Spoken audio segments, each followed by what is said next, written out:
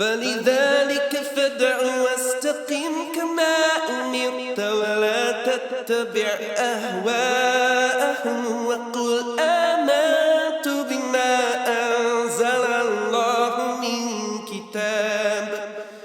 Alhamdulillah wa sallallahu wa sallam ala nabiyyina Muhammad wa ala alihi wa sahbihi ajma'in. So I was asked a question by more than a single individual, and this is a very important question for anyone who is looking to come to Egypt and study Arabic. And they asked me, what Markez should I go to? And of course, like there's many different language centers that are here in Egypt, and every single one will have its plus, and there will some of them will have like their minuses and whatnot.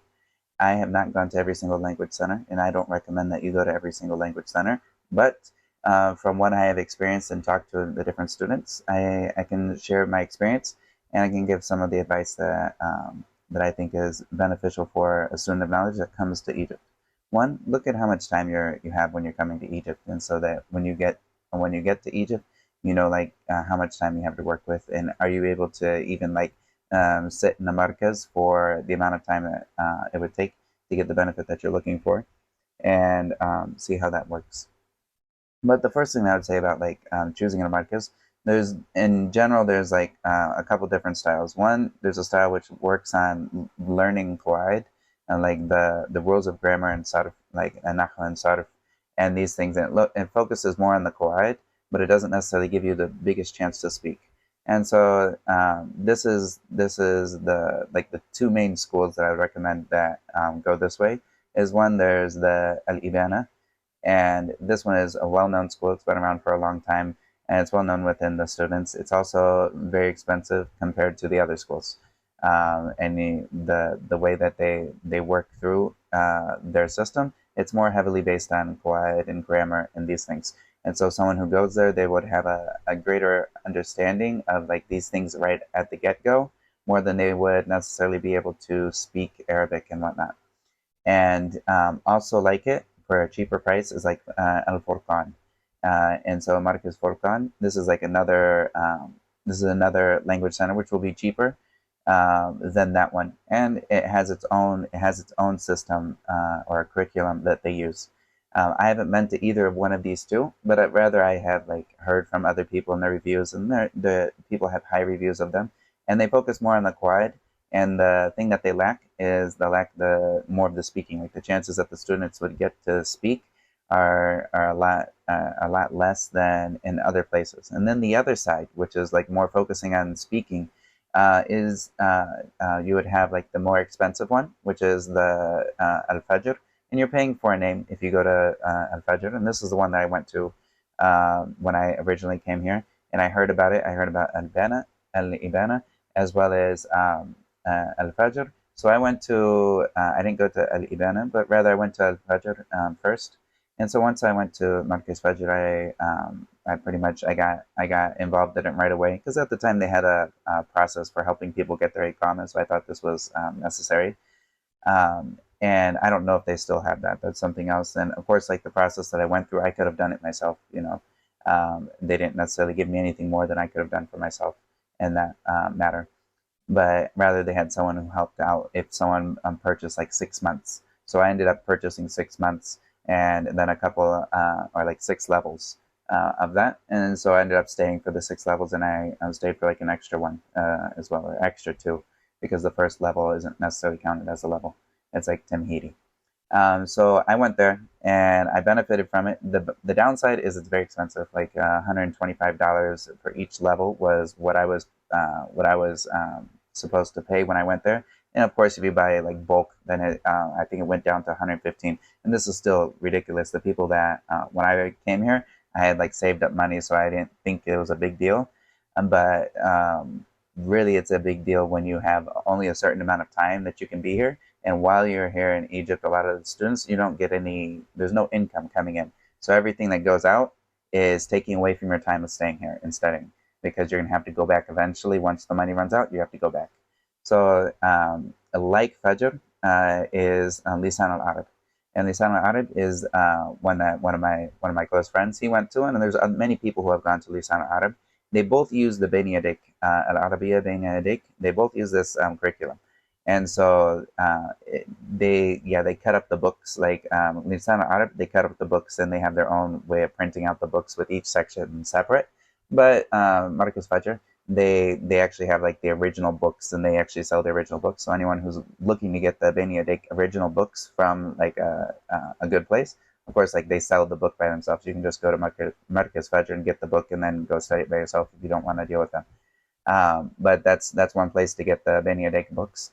And so I went there, and they're very good with like teaching people to start speaking, and they speak with people, but they don't teach the qawaid. Like they don't, at least not right away. They wait till you can understand what what they're telling you first, and then once you understand what they're telling you, then they bring you the qawaid. And this is part of this is the way that like the author of the Bayna Yadayk Manhaj, he kind of envisioned that most people when they go into learning a language, they don't go learning into the language like the details. They don't go learning mubtada, khabar, okay, marfu' wa alamatu rafihi. They don't understand any of this stuff until they actually hear the language and experience somewhat just by memorizing phrases and getting to talk back and forth and understanding this word means this and this word means this. So this was his original goal, to get people speaking first, and then afterwards you can figure out what the rules are behind what you're speaking, but you memorize it like this, and then you go on and go.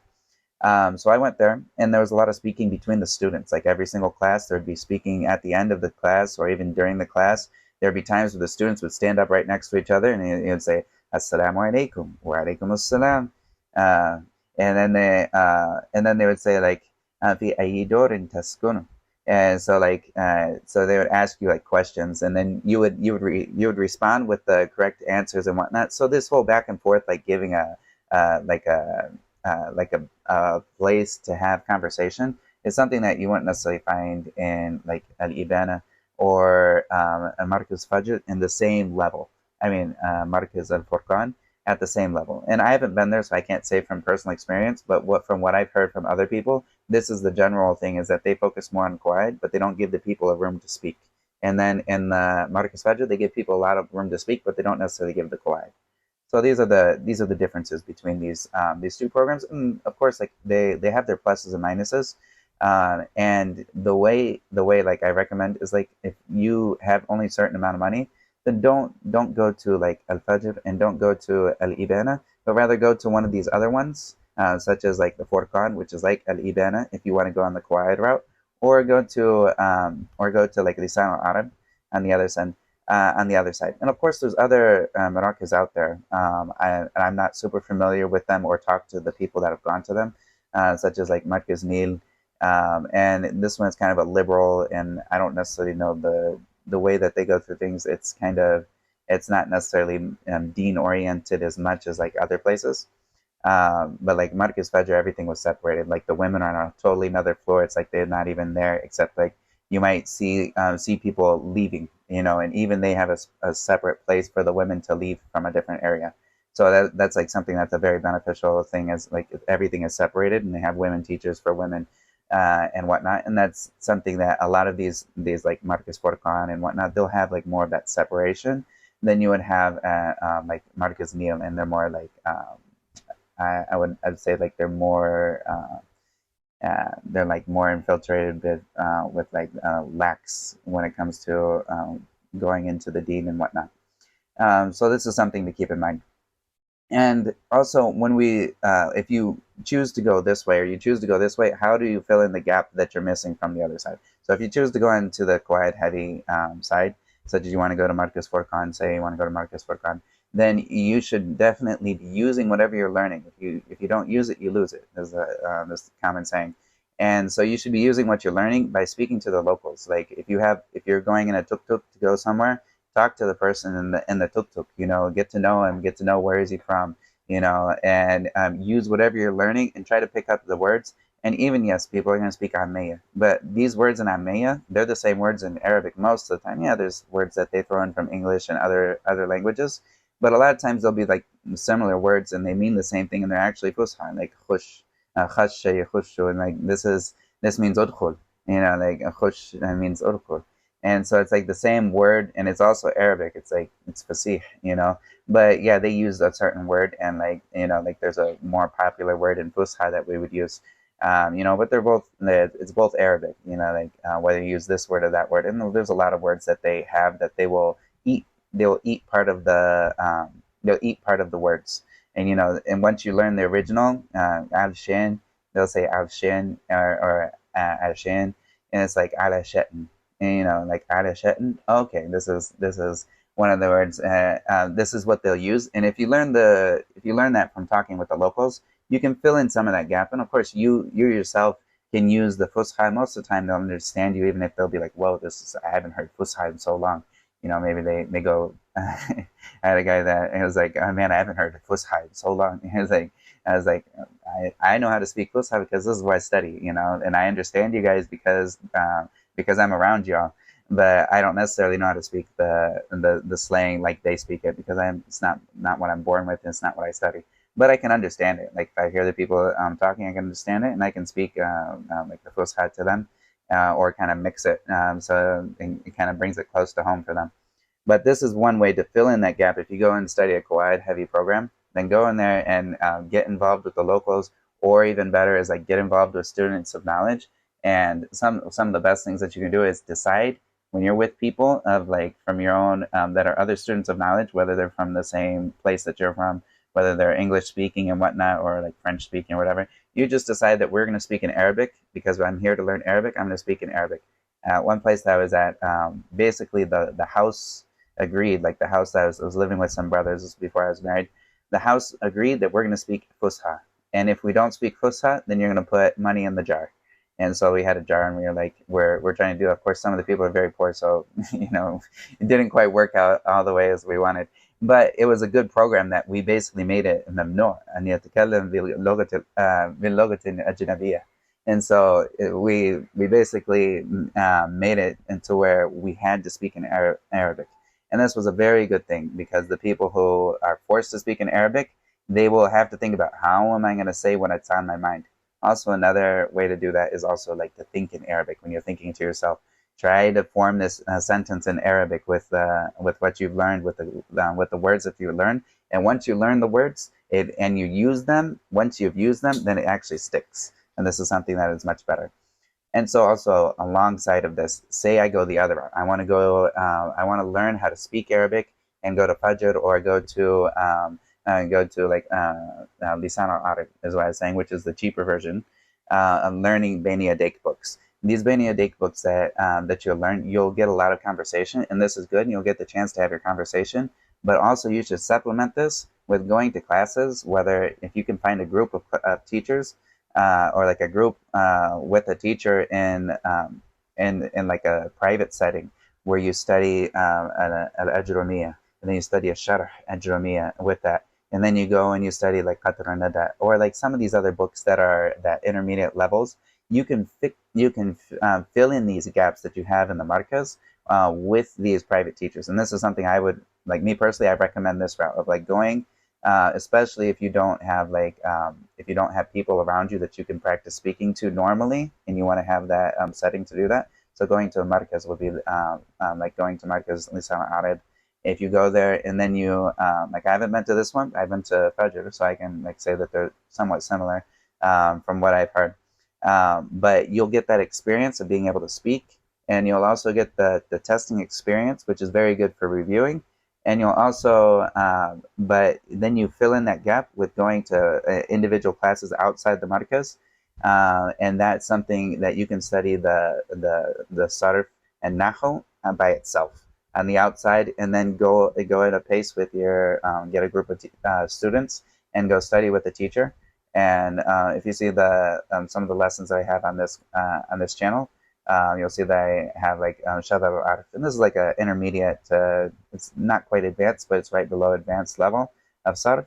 And this is something, of course, like this teacher, he has lessons that are always going on. So this is something that if you were like to come here, you could find a group that's going in and just get started with them. And then if say they were already a little ways into the book, then you can just like review the lessons. Usually someone's recording the classes. You review the recordings and ask questions for anything that's unclear. But this is a good way to go, and also use YouTube. Like also like going to learn some of these books and using YouTube as a help, to fill in these gaps with grammar. This is very good, and also with sarf and whatnot. Using YouTube to fill in these gaps, and it will help you a lot. So try to remember also that no markaz. If you were to go to one of these markaz and you were to do all 20 levels, say in Fajr, they have 20 levels. I was with a brother. He went through all 20 levels, and he was at the same level as I was, but I quit like at level 7 and got a personal teacher because the price was the same. Like for me to get a private teacher that went with me and finished out the Arabic Bayna Yadayk books, and then I actually took other books with him as well to fill in some of the gaps that were there with Nahu and Sarf. Um, and so like I took other books with him and I finished it out privately for the same price that someone would have paid with that. And the reason I did that, like I quit and normally I wouldn't tell someone to jump from one thing to another, because this is not a good habit. The reason I quit was just because they were wasting my time, because I had already studied some of these things by myself. So when I was there, I had to sit while the teacher was re-explaining things that I've learned from a long time ago. He would re-explain to the people. So I wanted something that went at my pace. Like I don't need you to re-explain these things like 20 times for everyone around me. Rather, I would want to move on to something that's new, rather than keep wasting that time, because of course time is the most expensive thing a student has. And so we don't want to necessarily waste this with these things. So that's why I ended up leaving. And also there was the time of Corona, so it was online. So then I got a private teacher that came to my house and then went through all of the books of Bayna Yadayk and finished it off where I'd left off with the so I finished all 4 of those books and also started some other books as well after that. And this was something that was easier for me than going to the Markaz. And some people, they do they do group classes, maybe a couple people or 3 or 4 with a teacher. And this is also a good thing for people to do if they find that the students with them and the teacher is consistent, and they can do like a couple hours a day with with other teachers and whatnot. Then this is good. Of course, if you're with a student that is going to hold you back, such as either they aren't they're not studying at the same pace that you are, or they're prone to not show up for class, or they're the ones that the class is supposed to be at, and then they cancel a lot, this is going to hold you back. So, of course, like being at a Markez in this case would almost be better than being held back by somebody. But sometimes you'll have you can have like if 1 or 2, if you have a big enough class where it's like 3 people or 4 people, then if one person misses, it's not a big deal, because they can record the class, and the person who missed, they can review the class and then answer any questions at the end. So these are some of the benefits. And of course, like the benefits of the Markez, as I mentioned here, is that gives you an exposure to like interaction with the teacher, as well as like having, if you have a question, you got to ask it in Arabic and you have to explain these things in Arabic, and that's very good. And also you have the experience of being with other students, like before and after classes. You can talk to students from like Russia, or like from maybe China, or like from all these other places that you can't speak to them. They won't understand what you're saying except that you speak in Arabic. And so then you should practice your Arabic with everyone that you can, and try to do your best not to speak English with the other students and waste your time speaking English with other students. This is a very bad move. And also, just another thing that no one should ever do is like, if you come here to study and then you start studying and you decide you want to study, say you decide you want to study on like Markez Furqan. Okay, you started with Markez Furqan. Then you hear what I'm saying now and you say, no, I'm going to change to something else. No, no, no. Let's stick with what you're doing and fill in the gaps with whatever you can, because one of the biggest things that some students get into is they will start doing one thing and they won't finish it, and then they'll start something else and they won't finish it, and they feel that they actually, like, in reality, they run around in a circle, maybe like so many different things. They started up and quit it because someone else said something else is better. And like, don't listen to these other people when they say, oh, I was in Fajr and I had people tell me go to Markez Furqan. I had people telling me go to Ibana, and all these people telling me go to different places. I was like, I took the advice of one of my friends, which I'm very thankful I took. He said, don't listen to these people that telling you to do other things and change what you're doing. Keep doing what you're doing, finish it out, and stay steady, and you'll have accomplished something. At the end of it, you say, I accomplished something. And so this is something that's very good. And also, whoever, like if somebody goes, like I was saying, someone that I knew at the same time that I was going through Markez Fajr, he was in the same class as I was, and then he ended up finishing all of Markez Fajr, all the way up to the 20, I think it's 19 or 20 levels that they have. He finished all of these, and at the same time, after he finished these 20 levels, he's still like, his Arabic was not at a place where he could hold conversations with people and or read books. He couldn't just like pick up a book and start reading a book of fiqh, or picking up a book of tafsir and start reading. This is something you have to go outside of the Markaz to get this knowledge. And then the Markaz is a tool that helps you, but don't think that the Markaz is the only tool, and don't rely on the Markaz to give you the knowledge. Like, this is something you need to go get the knowledge yourself. And the Markaz is a tool, yes, but you need to go out there and get the knowledge, whether it's from YouTube. There's so much knowledge that's free on YouTube, or from just reading books, and getting that experience and time and experience, or getting a private teacher to help fill in the gaps from this. And some people, they would do a private teacher as well as the Markaz, and to fill up these things, and also maybe reading books for adab to get their vocabulary well and to understand some of these things more and get more exposure. All of these things are great things. But don't expect that a Markaz is going to make you fluent in Arabic. This is something you got to do, and you got to go out there and get it. But use the Markaz and use its tools, and also like the tests are the best time for you to review what you've learned and to use that in a good way. And so try to use this to the best of your ability. And so this is some of my advice for some of the people that are looking to come here and study in Egypt. Use the Markaz, but don't rely on it in like in a soul fashion. And also don't jump from Markaz to Markaz. Do this Markaz hopping is like something that kills someone's time, because you start from if you start from one place, say you want to start, and you say, I want to get the goodness of like speaking, and then I want to go to Furqan. If you go into Markaz Fajr, you're gonna start speaking or whatever, and say, or you go to Lisan al-Arab, you go there for like the first 2 books of Bayna Yadayk. You're gonna start speaking and whatnot. Yeah, you'll get somewhere. And then if you say, I want to jump over to Markaz Furqan after I finish these 2 books, then they're gonna give you a placement test. And if you take the placement test, you're not gonna understand what their first levels are. And then you're gonna start up at the beginning with them, and you've already had studied all of these words. None of these words are new for you, and or something of that sort. And you're gonna repeat what you've already done. So like going from curriculum to curriculum without finishing any one of them is going to hold you back in your time. And it's not something that,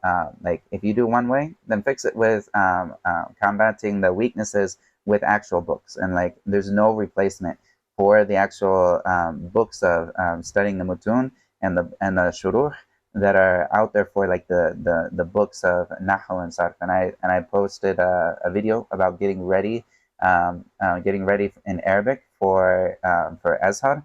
And this video that I posted there with some of the books and like the books of what someone would need. This is in general. These are the books that will help you get that solid foundation in Arabic. And these are books that are more timid. Like, these are ones that are well known and that are well relied upon. So someone who goes in and learns these books, at the end of the day, they will have learned something that like is well known and that is relied upon with the general body. But if somebody goes to like a Markaz and they haven't learned any grammar, nahw, sarf, except from the Markaz, they're going to open up these books, and if they want to review their sarf or nahw that they've learned before, they're going to find a bab of sarf and nahw in the middle of all this other stuff.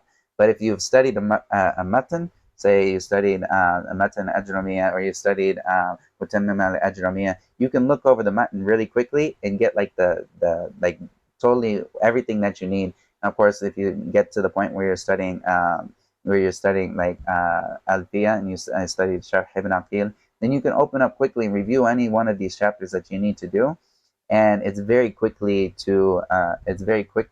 you to revise, and you can go straight to the thing that you want to study, and review. This is much easier than looking in the middle of these books that give you like a lot of exercise, and the exercises are good for solidifying the information with practice. But at the same time, like when you want to study that actual subject, going to the books and learning the actual books that these are in, this is going to be the best thing. And the Markaz won't have the time to teach you these books. These are things you need to go outside and get these books from outside, whether you go to a teacher that's teaching, which is of course the greatest thing, or you learn online. If you don't have the money, say you don't have the money, or the teacher doesn't have the availability, then you learn online and you read the books for yourself and try to understand and contemplate. And if you have a teacher you can ask questions to in another sense, then this is great, and to fill in those gaps. But of course, like, figure out where your gaps are and fill them, but don't jump from one curriculum to another curriculum. choose this way, which is like the speaking way, and then getting like a lot more vocabulary, and then fill in the gap with learning the Nahu books, which everyone needs to do. And this is the path I recommend. Or go to one of these other like Markaz, Furqan or something, and go there, and then make sure that you do that you speak with other people. And of course, there's nothing better for speaking than getting married to a person that speaks Arabic. So of course, this is the best thing that you can do to practice Arabic, is get married to a person that speaks Arabic only, or that you agree to only speak Arabic with, and this is like the best thing for someone. And the people who have married married someone who's Arabic, their Arabic is on another level from the people who haven't. There's just no comparison. And when I've seen some of the other, like I've married an Egyptian, and I've seen someone else who married an Egyptian, his level of speaking is just on a whole nother level. And this is not something that that can come from just mixing with others. Like this is something that when you have something inside that you need to say it, and you can only say it in Arabic, and you have to do it in Arabic, it forces you to actually learn to speak well. And of course, if someone's not speaking in Fusha, then that's another thing that you'll have to work on yourself. But and like the whole getting married to a Arabic woman, this is a whole nother video. That's not something I'll talk about here. But this is another way to make sure that your speaking is on a good level, if that is something that you find is suitable for you in your space. وصلى الله وسلم على نبينا محمد وعلى آله وصحبه أجمعين والله تعالى أعلم. فلذلك فادع واستقم كما أمرت ولا تتبع أهواءهم وقل آمنت بما أنزل الله من كتاب وأمرت لأعدل بينكم الله ربنا وربكم لنا أعمالنا ولكم أعمالكم لا حجة بيننا وبينكم الله يجمع بيننا وإليه المصير.